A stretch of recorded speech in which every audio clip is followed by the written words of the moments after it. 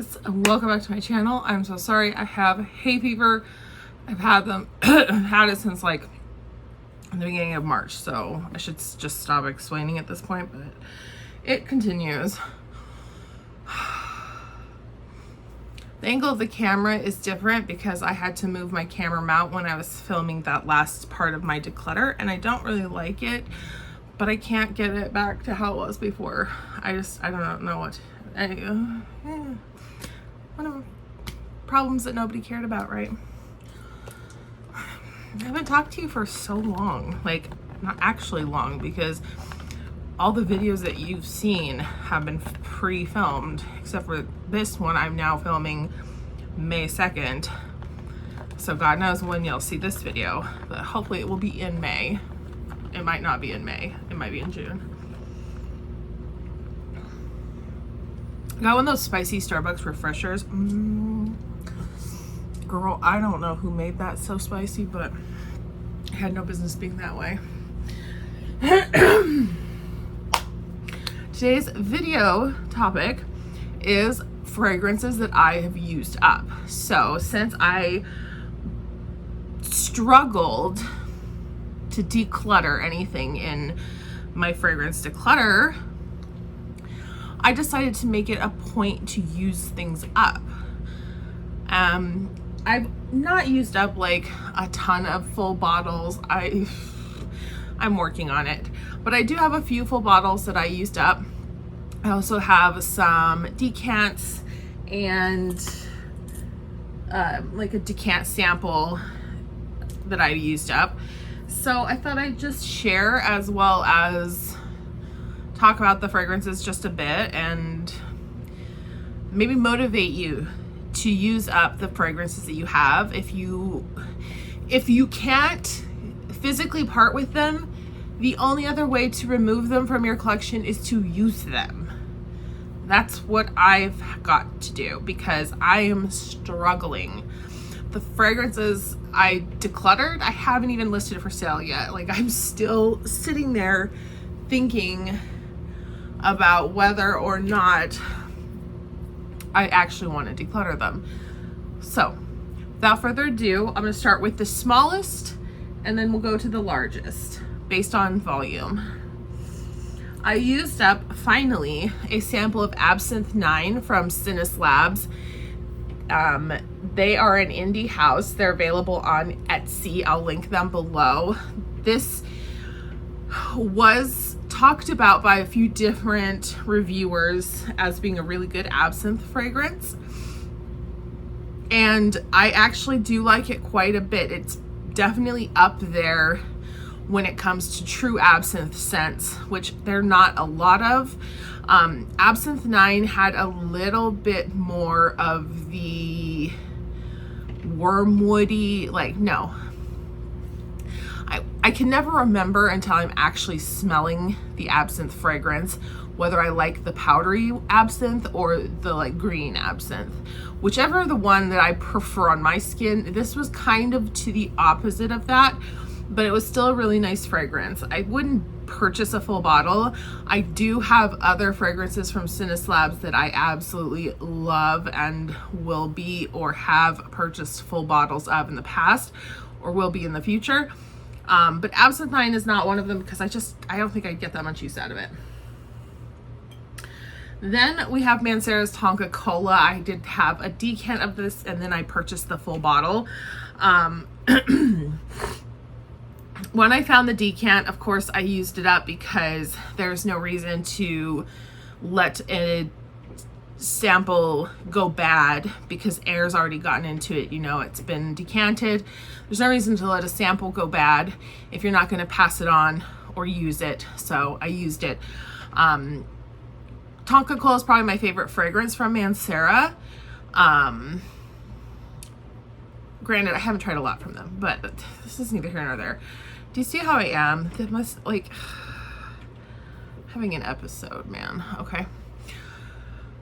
I love this scent. I love the cola note in this. I've been really into cola notes, like cola fragrances. I have one or two, I think, that I'm going to talk about the next time I do what I've added to my collection video. But I love this.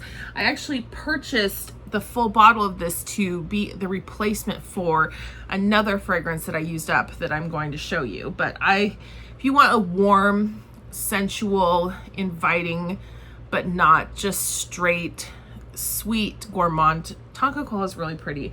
And Tonka is a little bit deeper than vanilla when it comes to sweetness, so I really like it.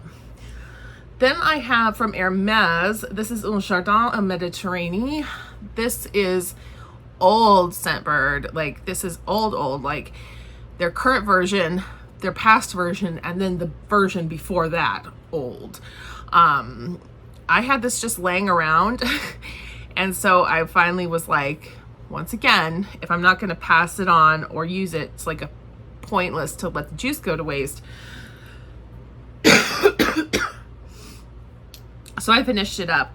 In Mediterranean is a very green fragrance. It's not as watery as Sur la Lagune or Sur la Nile. It's not as floral as Le Garden Le Montsoulis. I'm not 100% sure of the names. It's not as citrusy as Sur la Lagune. It's not as green as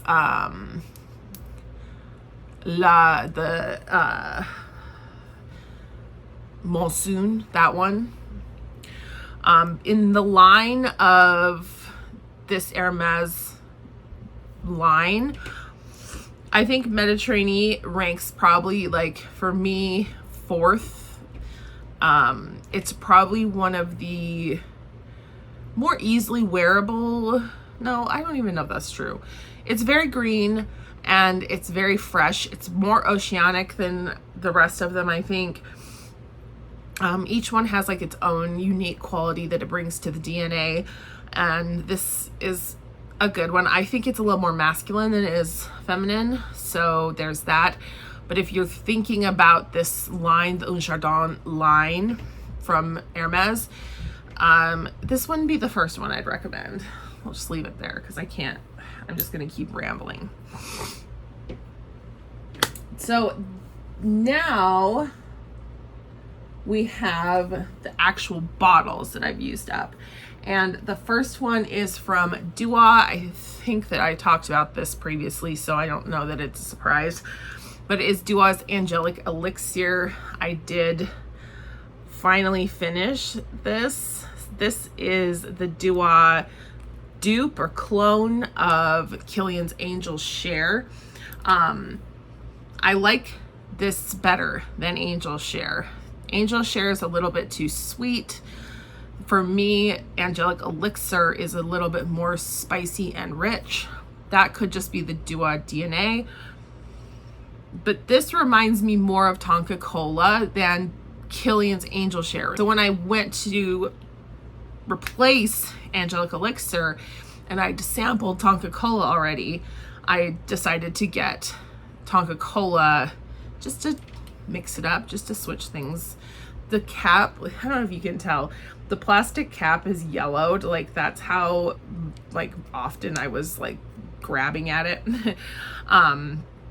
But if you like Angel's Share and you are used to or you enjoy the Dua DNA and you haven't tried Angelic Elixir, I would say give this one a go because it's really good. It's probably one of my favorite Dua clones that I've tried.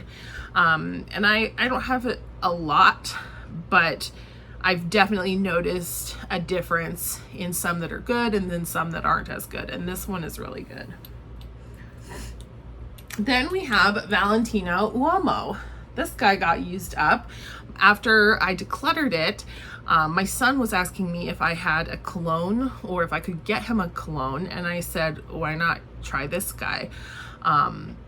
So he used this for a while and he ended up giving it back to me. And there was just like a little, like a teeny, like 5 ml maybe left in the bottom. And so I was just like, fuck it, I just wore it. Like I dedicated to wearing it for like a week straight and just finished it off. Won't be repurchasing. Not a bad fragrance. It's a great fragrance, actually. I really like it. I do think it's totally unisex, even though it's marketed towards men. And from a designer, I think it's definitely a good quality designer fragrance. It's just not something that needs to be in my collection. It's not like a hole that needs to be filled. So I love the bottle though. I wish that there was something I could repurpose this bottle for. There's not. Like I said before, I just don't have room for things, so I have to get rid of them. Last but not least, the largest is Montal Chocolate Greedy. So I've had this for 2 years now, I think.